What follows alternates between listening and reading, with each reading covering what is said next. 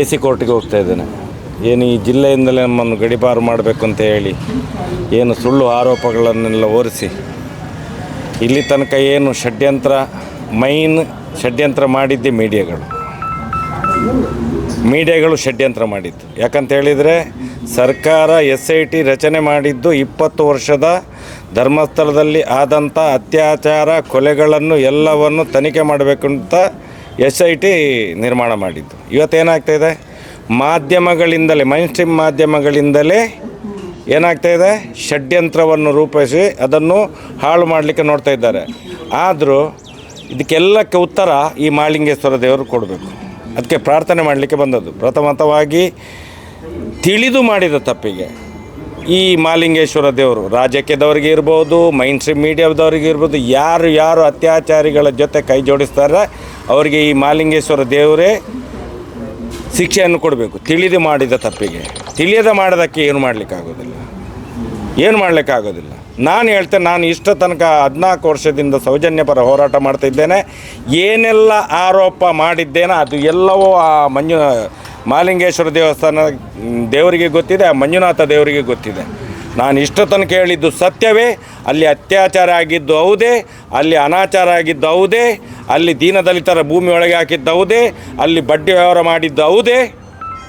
ಇದು ಮಹಾಲಿಂಗೇಶ್ವರ ದೇವಸ್ಥಾನದ ಅಂಗಣದಲ್ಲಿ ನಿಂತು ಹೇಳುವಂಥದ್ದು. ನಾನು ಇದಕ್ಕೆ ಶಿಕ್ಷೆ ಆಗಲೇಬೇಕು. ಈ ದೇಶದ ಕಾರ್ಯಾಂಗದ ವ್ಯವಸ್ಥೆಯಲ್ಲಿ, ಈ ರಾಜ್ಯದ ಕಾರ್ಯಾಂಗದ ವ್ಯವಸ್ಥೆಯಲ್ಲಿ ನ್ಯಾಯ ಸಿಗದಿದ್ದರೂ ಕೂಡ ಈ ಮಹಾಲಿಂಗೇಶ್ವರ ದೇವರ, ಆ ಧರ್ಮಸ್ಥಳದ ಮಂಜುನಾಥ ದೇವರ, ಅಣ್ಣಪ್ಪ ಸ್ವಾಮಿಯ ನ್ಯಾಯಾಲಯದಲ್ಲಿ ನ್ಯಾಯ ಸಿಗಲೇಬೇಕು. ಇಷ್ಟೇ ಹೇಳಲಿಕ್ಕೆ ಇಚ್ಛೆ ಪಡ್ತೇನೆ. ಜಾಸ್ತಿ ಮಾತಾಡೋದಿಲ್ಲ. ಮುಂದಿನ ದಿನಗಳಲ್ಲಿ ಮಾತಾಡ್ತೇನೆ. ಡಿಸೆಂಬರ್ 16ಕ್ಕೆ ಮಹಿಳೆಯರೇ ಸೇರಿ, ಅದು ಯಾವ ಒಂದು ಸಂಘಟನೆ ಇದಾವೆ ಎಲ್ಲ ಮಹಿಳೆಯರು ಸೇರಿ ಮಾಡುವಂಥ ಹೋರಾಟ. ಅದಕ್ಕೆ ಆ ಸಂಘಟನೆ ಈ ಸಂಘಟನೆ ಅಂತ ಯಾರೂ ಮುತುವರ್ಜಿ ವಹಿಸ್ಕೊಳ್ಳಿಲ್ಲ. ಎಲ್ಲ ಸಂಘಟನೆ ಸೌಜನ್ಯ ಹೋರಾಟ ಸಮೇತ ಸೇರಿಕೊಂಡು ಮಾಡುವಂಥ ಹೋರಾಟ, ಮಹಿಳೆಯರೇ ಮಾಡುವಂಥ ಹೋರಾಟ, ಮಹಿಳೆಯರು ಹೆಚ್ಚಿನ ಸಂಖ್ಯೆಯಲ್ಲಿ ಬರಬೇಕು ಅಂತ ಹೇಳಿ ಅಪೇಕ್ಷೆ ಪಡ್ತಿದ್ದೇವೆ ನಾವು. ಅಷ್ಟೇ. ನಿಮ್ಮದು ಬೆಂಬಲ ಸಂಪೂರ್ಣ ಖಂಡಿತ ಇದೆ ಸರ್. ಈಗ SIT ಅವರು ವರದಿ ಕೊಟ್ಟದಲ್ಲ, SIT ವರದಿ ಕೊಟ್ಟದ್ದಲ್ಲ, ಇದು ರಿಪೋರ್ಟ್ ಕೊಟ್ಟಿದೆ. ತನಿಖೆ ಏನೇನಾಗಿದೆ ರಿಪೋರ್ಟ್ ಕೊಟ್ಟಿದ್ದಾರೆ ಅವರು.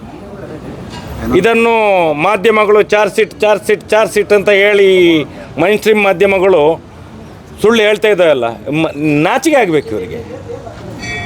ಇದೆಲ್ಲ ಮಾಡಬಾರ್ದು, ತಪ್ಪು ಕೆಲಸ ಮಾಡಬಾರ್ದು. ಮಾಧ್ಯಮಗಳು ಏನು ಸತ್ಯದ ಕಣ್ಣು ತಿರ್ಸಲಿಕ್ಕಿರುವಂಥದ್ದು. ಇವತ್ತು ಸುಳ್ಳೇ ಹೇಳ್ತಾ ಇದ್ದಾವೆ, ಬದುಕ್ತಾರೆ ಇವರು. ಅದಕ್ಕೆ ಇಂಥ ಮಹಾಲಿಂಗೇಶ್ವರ ದೇವರ ಶಾಪ ಕೊಡಬೇಕಂತ ಹೇಳಿ ಇಲ್ಲಿ ಫಸ್ಟಿಗೆ ಬಂದದ್ದು. ಅದಕ್ಕೆ ನಾನು ಈಗ AC ಕೋರ್ಟಿಗೆ ಹೋಗ್ಲಿಕ್ಕಿದೆ, ರೌಡಿ ಲಿಸ್ಟ್ ಇದು ಏನು ಅಲ್ಲಿ ಸುಳ್ಳು ಕೇಸುಗಳನ್ನು ಇದು ರೆಡಿ ಮಾಡಿದ್ದಾರೆ ಅಂತೇಳಿ. ಒಂದು ನೋಡಿ ನಾಚಿಕೆ ಆಗ್ತದೆ ನಮಗೆ. 14 ವರ್ಷದಿಂದ ಧರ್ಮಸ್ಥಳ ಗ್ರಾಮದಲ್ಲಿ ರಾಜ್ಯ ಬೀದಿಯಲ್ಲಿ ಆದಂಥ ಅತ್ಯಾಚಾರ ಕೊಲೆ ಪ್ರಕರಣ, ಆ ಹೆಣ್ಣು ಮಕ್ಕಳಿಗೋಸ್ಕರ ಹೋರಾಟ ಮಾಡ್ತಿದ್ದೇವೆ. ಇವತ್ತು ಆ ರೌಡಿ ಇದು ಗಡೀಪಾರಿನ ಆದೇಶದಲ್ಲಿ ಪೊಲೀಸ್ನವ್ರು ಏನು ಮಾಡಿದ್ದಾರೆ ಗೊತ್ತಾ, ನಾವು ಹೆಣ್ಣು ಮಕ್ಕಳಿಗೆ ಏನು ದೌರ್ಜನ್ಯ ಮಾಡಿದ್ದೇವೆ ಅಂತ ಹೇಳಿ.